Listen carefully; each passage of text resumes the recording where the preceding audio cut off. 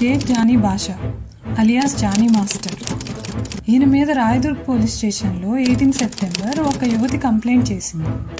ఆమె చేసిన ఎలిగేషన్స్ ఏంటంటే తనని ఆయన గత 5 సంవత్సరాలుగా లైంగికంగా ఇబ్బంది పెడుతున్నాడని, అలాగే తను ఒక మైనర్గా ఉన్నప్పుడే, అంటే ఆమె ఏజ్ 16 years ఉన్నప్పుడే ముంబైలో ఒక హోటల్లో తనపై లైంగిక దాడి చేశాడని, అలాగే తనకి ఎలాంటి మూవీ ఛాన్సెస్ రాకుండా చేస్తానని బెదిరిస్తున్నాడని, ఇంకా ఒకరోజు ఆయన తన వైఫ్తో పాటు ఇంటికి వచ్చి ఫోర్స్ఫుల్గా డోర్స్ ఓపెన్ చేసి మతం మార్చుకుని తనని పెళ్లి చేసుకోమని ఫోర్స్ చేశాడంట.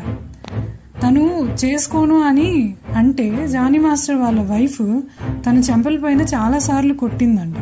ఇవన్నీ మెన్షన్ చేస్తూ ఆమె కంప్లైంట్ చేసింది. పోలీస్ స్టేషన్లో కేసు నమోదు కావడంతో 0 FIR ఫైల్ చేసి జానీ మాస్టర్ని విచారణకు తీసుకురావాలనుకున్నారు.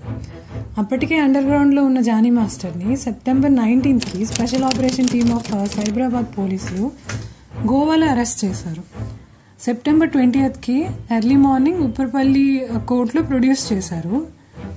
రిమాండ్ రిపోర్ట్లో పోలీసులు ఎలా చెప్పారంటే 2019లో దురుద్దేశంతోనే బాధితురాల్ని అసిస్టెంట్గా చేర్చుకున్నారని, 2020లో ముంబైలోని ఓ హోటల్లో ఆమెపై అత్యాచారం చేశారని, అప్పుడు ఆమె ఏజ్ జస్ట్ 16 years అని, గత 4 ఏళ్లుగా పలుమార్లు ఆమెపై లైంగిక దాడికి పాల్పడ్డారని, మరియు ఒకరోజు తన భార్యతో కలిసి ఆ అమ్మాయి ఇంటికి వెళ్ళి ఆమెను మతం మార్చుకొని పెళ్లి చేసుకోమని బెదిరించారని, అయితే ఇంటరోగేషన్లో ఈ నేరాన్ని జానీ తానే చేశానని అంగీకరించినట్టు పోలీసులు రిపోర్ట్లో మెన్షన్ చేశారు.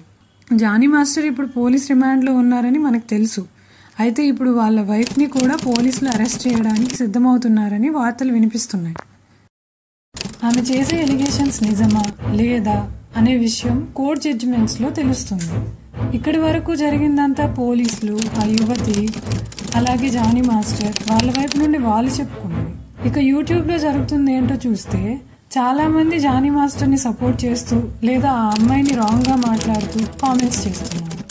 అంటే 5 yearsగా జరుగుతుంటే ఇప్పుడే ఎందుకు బయటకు వచ్చింది, ఇలాంటివన్నీ. ఆమె ఎలిగేషన్స్లో చెప్పే ప్రకారం చూస్తే ఆమె ఏజ్ 16 years ఉన్నప్పుడే ఆమె మీద లైంగిక దాడి జరిగింది. అంటే ఆమె అప్పుడు ఒక మైనర్.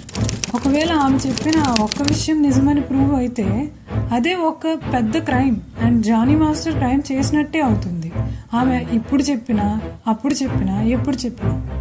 అలాగే జానీ మాస్టర్ పెద్ద కొరియోగ్రాఫర్, మంచి టాలెంటెడ్ పర్సన్, చాలా పెద్ద హీరోస్తో మూవీ చేసి టాప్ పొజిషన్లో ఉన్నారు. అలా అని చెప్పి ఏం చేసినా కూడా చెల్లుతుంది అనుకుంటే చాలా తప్పు. ఒకవేళ ఆయన తప్పు చేయలేదు అంటే ఎంక్వైరీలో తెలుస్తుంది. అప్పటి వరకు ఆగాలి. ఆమెని బ్యాడ్గా మాట్లాడడం అనేది చాలా రాంగ్.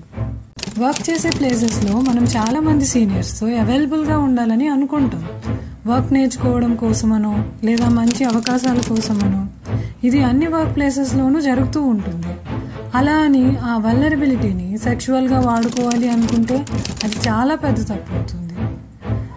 అయితే ఇంకొందరు ఈ ఇష్యూలో పవన్ కళ్యాణ్ గారిని కూడా ఇన్వాల్వ్ చేస్తున్నారు. ఈ ఎలిగేషన్స్ జానీ మాస్టర్ మీద రాగానే పవన్ కళ్యాణ్ గారు ఆయనను పార్టీ నుండి సస్పెండ్ చేశారు. ఒకవేళ నిజమని ప్రూవ్ అయితే పార్టీ నుండి డిస్మిస్ కూడా చేస్తారేమో. ఆయన చేయవలసిన పని ఆయన చేశారు. ప్రతిదీ రాజకీయం చేయడం కరెక్ట్ కాదు. ఇంకొంతమంది జానీ మాస్టర్ని కావాలని టార్గెట్ చేసి ఇలా చేస్తున్నారని అంటున్నారు. ఒకవేళ అదే నిజమైతే ప్రజల్లో ఆయన మీద ఉన్న రెస్పెక్ట్ ఇంకా పెరుగుతుంది. కాబట్టి జడ్జిమెంట్ వచ్చే వరకు ఏ వ్యక్తి వైపు కూడా బయాస్డ్గా ఉండకూడదు. పోలీస్ ఎంక్వైరీలో అన్ని నిజాలు బయటకు వస్తాయి. అమ్మాయిలు వాళ్ళ లైఫ్లో ఏదో చేసి కొంచెం ఎదగాలని ఇప్పుడిప్పుడే బయటకు వస్తున్నారు. ఇలాంటి ఇన్సిడెంట్స్ జరుగుతూనే ఉండడం వల్ల పేరెంట్స్ అమ్మాయిల్ని బయటికి పంపించడానికి కూడా చాలా భయపడుతున్నారు. వర్క్ చేయడం కంటే ఇంట్లోనే ఉండడం సేఫ్ అని, బెటర్ అని ఫీల్ అవుతున్నారు. ఇలా అయితే అమ్మాయిల లైఫ్ ఎప్పటికీ మారుతూ. ఫ్రెండ్స్, మీరు చెప్పండి, ఇలాంటి ఇన్సిడెంట్స్ జరగకుండా ఉండడానికి ఎలాంటి చర్యలు తీసుకుంటే బెటర్? సైనింగ్ ఆఫ్, నేను మీ Siri. Support us for more videos.